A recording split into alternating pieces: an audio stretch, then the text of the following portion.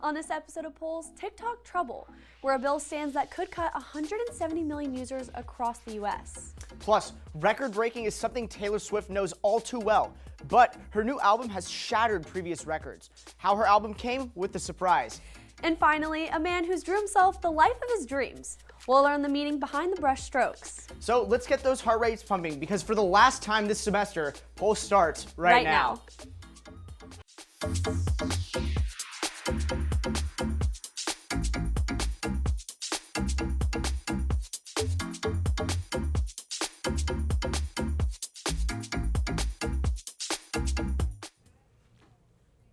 Even when debating foreign aid packages, the drama between Congress and TikTok never seems to go away. I'm Zachary Levy. And I'm Melissa Beatty. Time is running out for the social media app in its biggest market.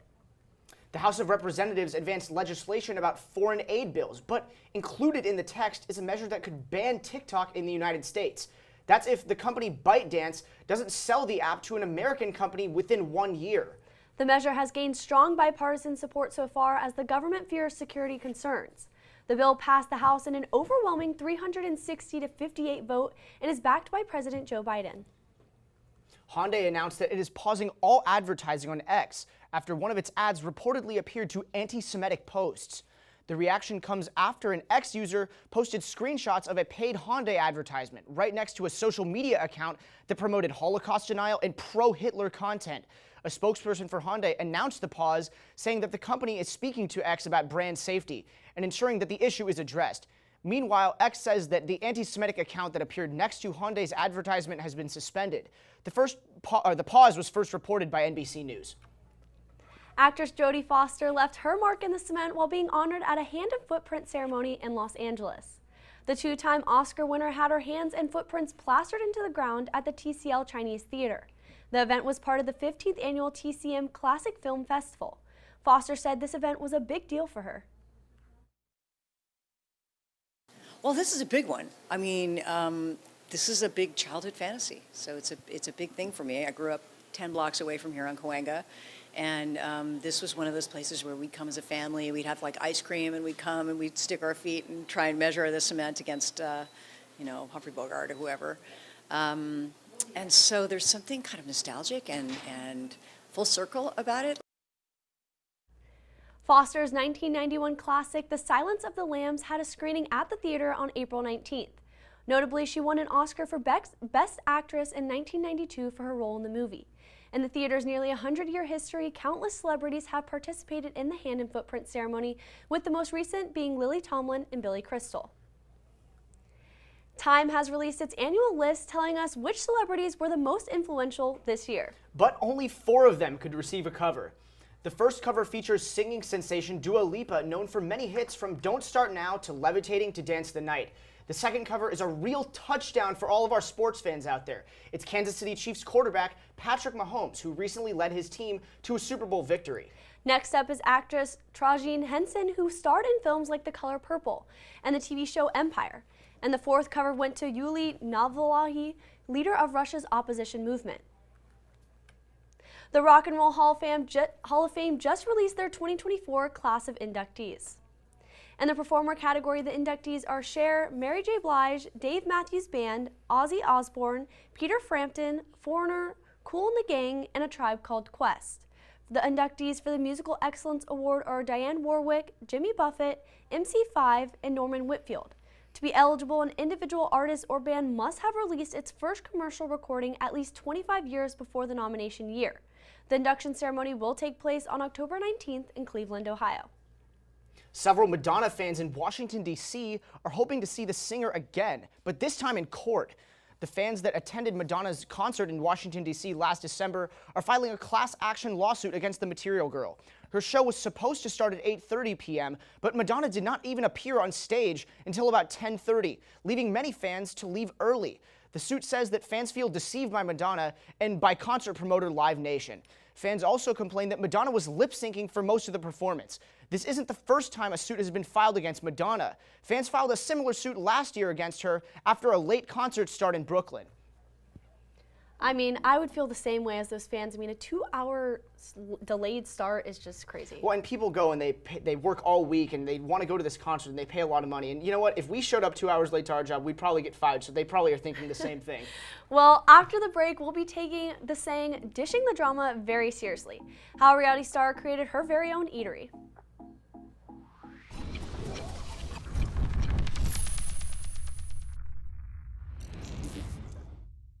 Is it time yet? It's time. Let's start time for dinner. Oh, terrific. Pasta dinner. Donating pet food is one of the many ways you can help families in your community. Pets and people belong together. Learn more at petsandpeopletogether.org.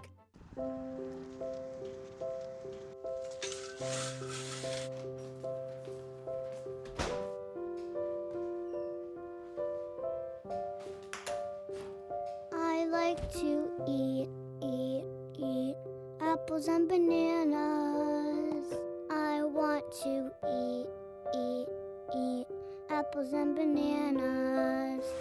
I need to eat apples and bananas. Why can't I eat apples and bananas?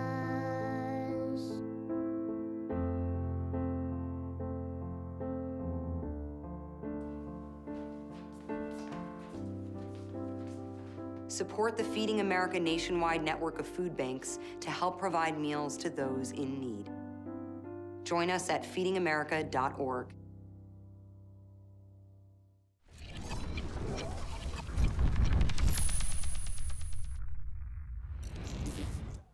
Welcome back from the break. Now, Alyssa, I don't know about Swifties, but I can say I'm freaking out about Taylor's new album. Ben, could you tell us a little bit more about the exciting news? Of course, guys. Now, let's be real. Has anyone done anything between the last episode and this one other than listening to Taylor Swift's new album? I know I haven't. And thank God the torturous wait for the Torture Post Department is over. And the wait was worth it because it was a surprise double album.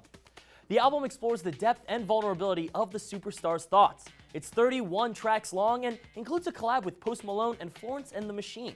And here's something Swifties were enchanted to find out. It's 2 hours and 2 minutes long. Talk about a marathon. On its first day of release, it had already shattered streaming records on Spotify, Apple Music, and Amazon Music. On Spotify alone, it earned 300 million streams in just a day. Well, I'm certainly down bad for this album and impressed by Swift once again, but don't take it from me. A chief music critic at Variety spoke about how T-Swift seems to never stop. I don't know what to compare it to other than, the Energizer Bunny times 100, because most people, if they're on a tour, would be concentrating on the tour. And this album release is literally being treated like a celebration. Take a look at this National Record Store featuring a giant mural of the pop sensation herself on the wall. And as if she needed more promotion, here's a promotional mural being painted in Chicago. Wild. While we wait for Swift to sweep up every award known to man, for this album, let's talk about the 2024 Latin American Music Awards. Colombian hitmakers Karol G and Fide both went home with 6 awards.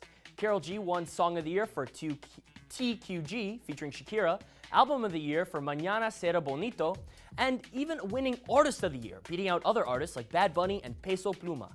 The program had back-to-back show-stopping performances, including Mark Anthony singing Ale Ale from his new album Buen Vese, Carlin Leon performing Cuando la vida sea trago for the first time, and country star Jennifer Nettles and Argentinian-Mexican Noel Sharkey singing Love Still Here from his upcoming bilingual album. Carlos Ponce, Alejandro Espinosa, Talia, and Becky G hosted the award ceremony, and it was the first time any major U.S. award show featured a bilingual broadcast, with the host speaking both Spanish and English at the same time. Now, I don't know if I'll be able to do that, but after pronouncing all those Spanish names, Latin AMAs, give me a call. But now I'm going to pass it off to Sophia and Lauren to give you guys the dish on the drama recently in the celeb world. My name is Ben Freeman, and for the last time this semester, I just took you off the record. Take it away, girls. Thanks, Ben. Welcome back to Drama Deep Dive. I'm Sophia Davis, ready to spill the tea on today's hottest celebrity dramas. And I'm Lauren Harrington, ready to dish out the details. First up, the buzz around Sydney Sweeney and Glenn Powell. Did their film promotions cross the line into real romance? They sure kept us guessing, Lauren. While promoting their film Anyone But You, which released in December, these two weren't shy about playing up those dating rumors. A clever move, as Sweeney herself was deeply involved in the marketing strategy, making sure they chatted directly with fans. But the Euphoria star told CNN, quote, "At the end of the day, they're the ones who created the entire narrative." At last year's CinemaCon, their flirty vibes had everyone guessing if life was imitating art. But Sweeney cleared the air on SNL, confirming her engagement to Jonathan Davino is still going strong. Powell, on the other hand, confirmed the two's intentions of playing into the fans' desires. He told New York Times, quote, "Sometimes you just have to lean into it a little bit," and it worked wonderfully. Sydney is very smart. Now let's take it to the courtroom. Megan Thee Stallion is stepping out of the studio and into the courtroom, entangled in a serious legal battle. Her former photographer, Emilio Garcia, filed a lawsuit against the rapper, claiming he was forced to endure a pretty uncomfortable car ride in Ibiza, leading to a hostile work environment accusation. While we don't know the specifics of what happened during the ride, Garcia is accusing Megan of not one, not two, but 9 violations. And check out some of these comments from Instagram. People are fired up that the star had not responded, with one user saying, quote, "As someone who allegedly stands with victims, this is not something to be silent on." One fan even asking her, quote, "Meg, tell me what I'm hearing isn't true right now." While these accusations include failure to prevent and remedy and several labor, business, and profession codes, Megan's camp is hitting back. And if the trial happens, you know we'll be ready with the popcorn to watch it all go down. Now turning to Bravo's Lisa Vanderpump, who has opened a restaurant and cocktail lounge in a Lake Tahoe casino. It's the latest restaurant in her partnership with Caesars Entertainment and features dishes from caviar snacks to Wagyu beef. The theming is described as cabin chic, and from what we see, it seems like an upscale, rustic cabin with nature symbolized throughout. And if wolf isn't your style, a third eatery called Pinky's by Vanderpump is expected to open in Vegas this year. That food sounds delicious, but Lauren, my appetite cannot wait for a flight to Lake Tahoe. Okay, luckily our Keeping It Fresh team has a treat for us, and it's literally feet away from the studio. After Hours Cafe is delivering homemade baked goods right to UM's campus. The truck sits right outside the School of Communication on Mondays, Wednesdays, and Fridays from 8 a.m. to 5 p.m.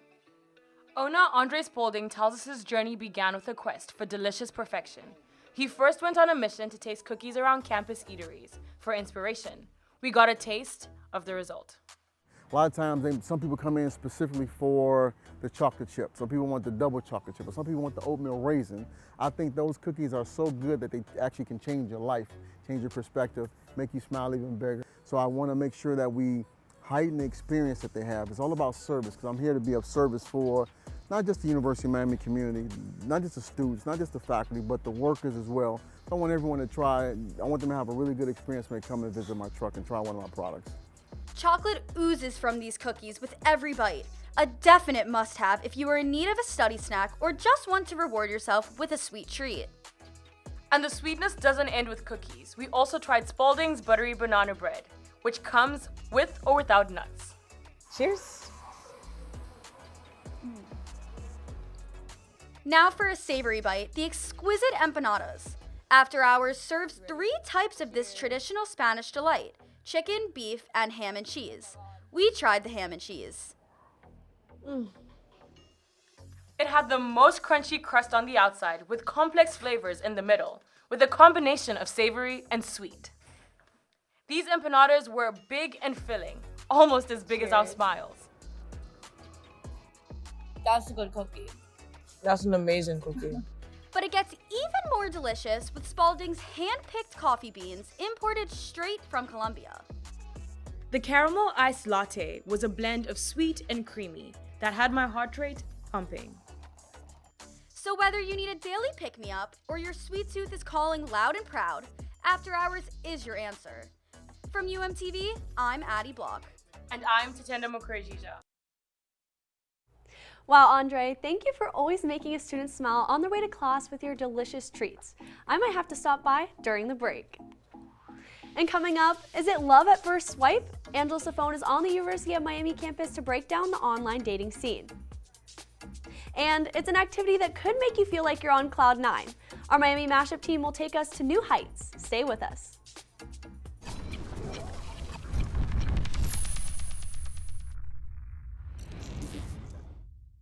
Every day, thousands of kids start vaping.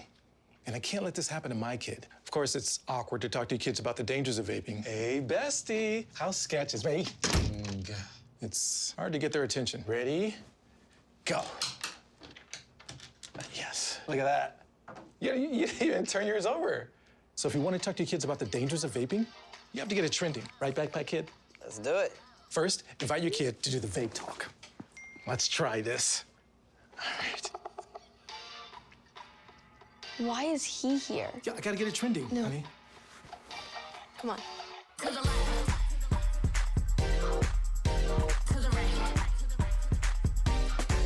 Let's go.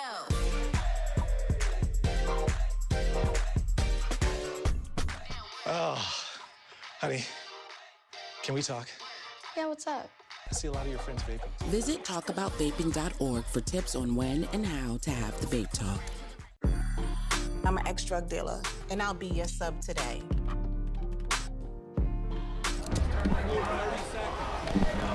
Two milligrams of fentanyl can be lethal. A lethal dose is in here. Who gets it, I won't know.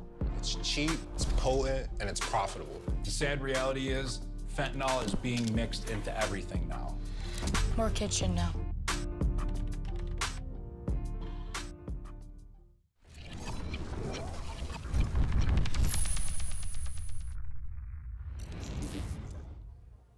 Now for the moment you've all been waiting for. What do UM students really think about dating? And is technology helpful or simply a disaster? Angela's phone has the answers. Hey guys, and welcome to Heartbeats on the Street. Dating apps can be controversial. People are trying to find love on Tinder, Bumble, and Hinge every day. But knowing the intention behind the swipe is a little bit difficult. So, is your soulmate a swipe away, or are dating apps a recipe for a heartbreak? We're here at the University of Miami to find out. What do you think about the dating craze of dating apps? Oh, I never used them, but I don't think it's a good choice. I don't really believe in it that much. I don't think they're too good because no one really replies back to you. It's disconnected, a little disingenuous, you know. Kind of just show your face, and if you're pretty, then you know you get it, and if not, then no. But it's like a job. No, yeah, exactly. It's like The Bachelor. I want to be on The Bachelor. I would date you. I would date you. Don't find love through dating apps. How else do you think you can find love? Just go up and talk to people, you know? Just random people. Yeah, it's not so weird to approach somebody you don't know. So I feel like just meeting in person and seeing each other in person is the best way to go. Having a crush at work or at fun. school, that's so fun. You can find real love in real life. That's very true. Real love in real life. I feel like, you know, sometimes your love is like right next to you, so you never know. Are you hitting me on me? I'm not the person to ask this question. So you're single?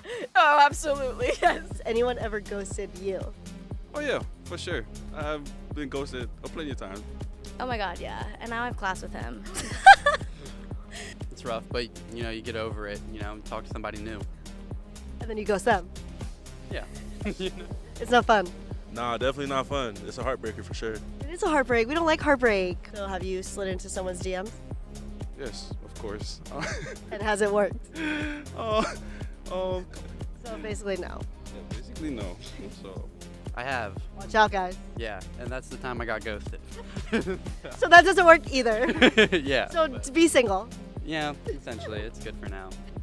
It sounds like the University of Miami students have mixed feelings about dating apps or just dating in general. As for me, I'm gonna keep looking for love while I swipe you back to the studio. From UMTV, I'm Angela Sapone. Oh, how college love lives have changed over the years. Our reporters Jaden and Jesse take it away with how people fell in love with not people, but rock climbing. If you're looking to take your summer fitness to new heights, look no further. Velocity Climbing has the only certified speed wall in the state, plus lead climbing, top roping, and a campus board for strength training. But don't hear it from us. We spoke to route setter Emma Gerlach about what velocity climbing is all about. All people are welcome at Velocity, whether you have never walked into a climbing gym before or you've been climbing for most of your life, like me. We have routes for every difficulty, every level, and we're trying to satisfy a very wide range of people in here. Whether you just want to come in for a day and just try something new, we have something for you. If you've been climbing for 20 years and you're trying to better yourself, we have something for you. Speaking of strength training, look at this in-house gym.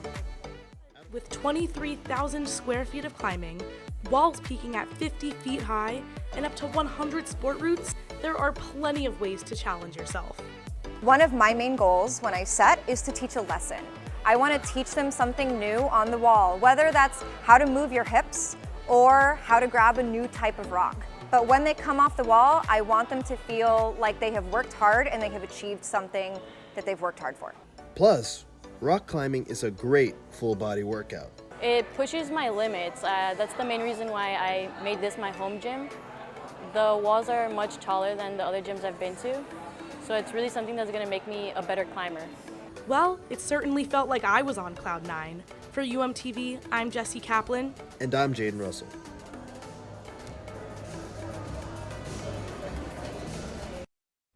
You know, I've never been rock climbing, but after that, I think I kind of want to try it. Yeah, it seems like a great way to get out in the community and challenge yourself and really try to build some muscle too, I guess. Yeah. Well, after the break, we have the story of a painter who took his inspiration and made it into a reality. Amanda Mohammed meets his personal character and maybe even helps name it.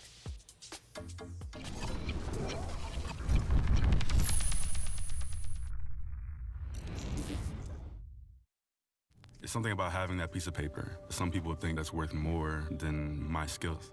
I've run this place for 20 years, but I still need to prove that I'm more than what you see on paper. You just gotta be so good they can't ignore you. It's the way my mind works. I have a very mechanical brain. Analytics and empathy. That's how I've gained clients. I am more. I'm more than who I am on paper.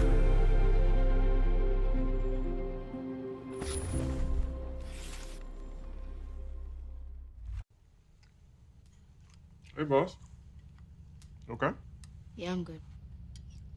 You sure? I said I'm fine.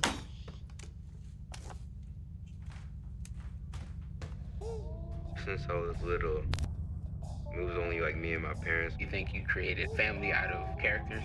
Yeah, of course. I'm gonna take that and make it into a song.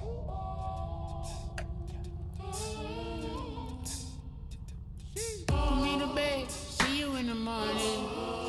With the frosted Superman, but it wasn't on it. And we lost it. In my head, in my head, in my head. Where you at on the way out? In my head, in my head, in my head. Hey, son. Hey, Pop. You can talk to me. It's been really, really hard for me.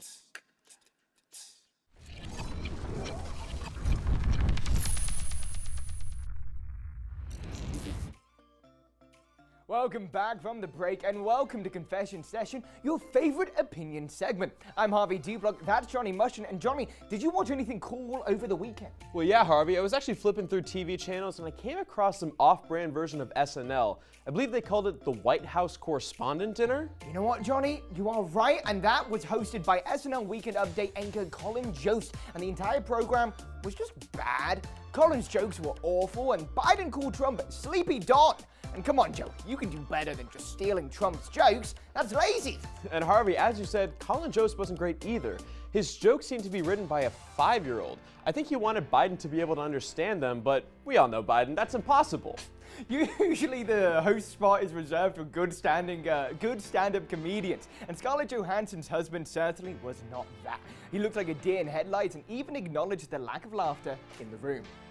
Watching him struggle up there almost brought tears to my eyes, but it didn't. Instead, all the waterworks were reserved for Justin Bieber. In an emotional display that left fans rushing to his aid, Justin Bieber posted multiple photos through social media featuring marijuana leaves and a selfie of him with tears running down his face. It's especially weird when you realize that Bieber never explained why he posted this. Did he have an issue with his marriage? Did he accidentally say the word never? Harvey, how much weed did Justin Bieber smoke? Quite frankly, not enough. Many of Bieber's fans also questioned why he had posted these photos. The only word that's been received has been from Hailey Bieber, Justin's wife, who only said that Justin is a pretty crier. Well, Harvey, let's hope that our fans are also pretty criers, because this is the last confession session with me and Harvey right here. We have to thank many people who had made this all possible. Of course, Johnny. So thank you to the Golden Bachelor's divorce lawyers, to JoJo Siwa's brand manager, and of course, Justin Bieber for shedding some very public tears. We'll miss you. Seeing Justin Bieber cry is the last thing I thought I would see today, and I sure am sorry for him. But before we say our goodbyes, we still have our People's Pulse team brushing up on the art world. Take it away, guys. Go back and forth a ton here, so it's like, because I just use it as like. It's not every day that you meet someone whose answer to what do you want to be when you grow up is the same answer at both the ages of 4 and 24. But that's not the case for Joseph Yankee, who always dreamed of becoming a painter. How did you get started? Where did this idea of I want to be a professional artist when I grow up, where did that all start? It started from my grandfather. He was never a full-time artist, but he's always been a painter, at least for most of his life. And we would paint together. We'd go to his basement. He had this big studio set up, and I would just spend whole weekends nonstop painting. A Pittsburgh native and a graduate of Penn State University, Yankee realized he wanted to turn his passion with a paintbrush into a career after working in an apprenticeship with a local artist. And that's where this guy comes in. I think it's getting better over time, and it's always, there's so many different interesting settings to put him in and different contexts, and it's unique. You have the geometricness of the figure, and then you have the flames for the hair. And no, I don't have a name for him yet. All this time and you've never named him. So the first official painting I made of the character was called Cadmium Corey, and that's the artist's name who I did the apprenticeship with. So I guess I could call him Corey. That's cute. And I'm not the only one who took a liking to Corey.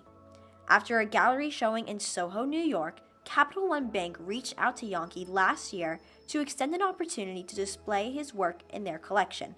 First a painting of Corey, and later a bronze sculpture. I had a lot of friends and people be like, what is he doing? Just being a goofball trying to be a painter. So I just kept putting time into it, and even now it's tough being able to be proud of what you're doing, even though and still understanding that being 24 in the art world is super, super young. He's a hard worker. He's always working. Every time I talk to him, if he picks up the phone, then I know he's not working. But he never picks up the phone because I know he's working. So whenever he puts out something, it gets me excited to see what he's doing. Now in Miami, Yankee continues to develop his skills full-time from more versions of Corey to pointillism landscape pieces. And who knows, maybe we'll see a lot more geometry at this year's Art Basel event on Miami Beach. For UMTV, I'm Amanda Muhammad. I think the work that he does is truly amazing.